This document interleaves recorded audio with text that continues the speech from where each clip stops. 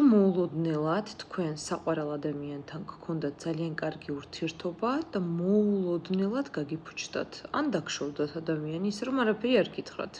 თუ სახლში ტექნიკამ დაიწყო გაფუჭება, განსაკუთრებით კრანებმა, მაგალითად წყალი გაზდის რამეს, სანტექნიკის პრობლემები დაიწყო, თუ თქვენმა შინაურმა ცხოველმა დაიწყო აგრესიული ქმედებები, განსაკუთრებით ძაღლმა.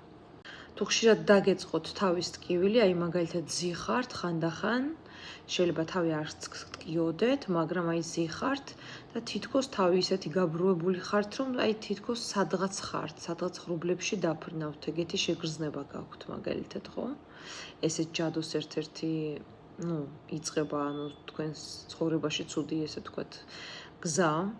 თუ ხედავთ, რომ ადამიანები უმიზეზოდ დაიწყეს თქვენთან ჩხუბი, კონფლიქტები მოგდით აბსოლუტურად ყველგან, ქუჩაში, ტრანსპორტში, ასე შემდეგ.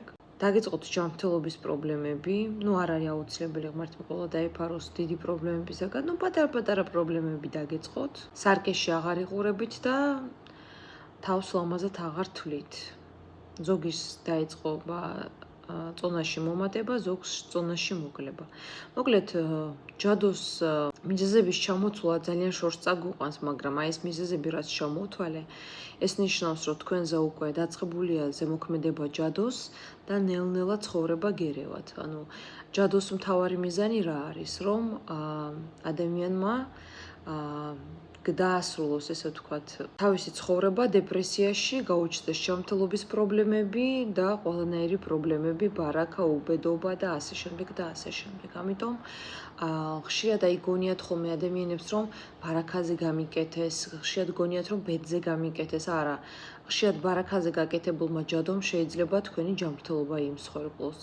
იმიტომ რომ თქვენზე გაკეთებულმა ჯადომ არ იცით რა ენერგია უფრო მეტად გაგიფუჭოთ, რა ენერგია გაქვთ დადაბლებული, შეიძლება იმ ენერგიაში ჩაგწვდეთ ბარაკა საერთოდ არ გაგიფუჭოთ და ჯანმრთელობა გაგინადგუროთ. ან ჯანმრთელობაზე თუ გაგიკეთეს, შეიძლება ჯანმრთელობა საერთოდ არ გაგიფუჭოთ და ბარაკა და ბედი ჩაგეკეტოთ. ამიტომაც არის, რომ ჯადოს გაკეთება ერთია, მაგრამ ადამიანის ენერგეტიკა, ვინ როგორ შეიწოვს ამ უბედურებას, არავინ არ იცის. ამიტომ გაიკეთეთ დაცვა. დაცვა გაიკეთეთ ყოველთვის.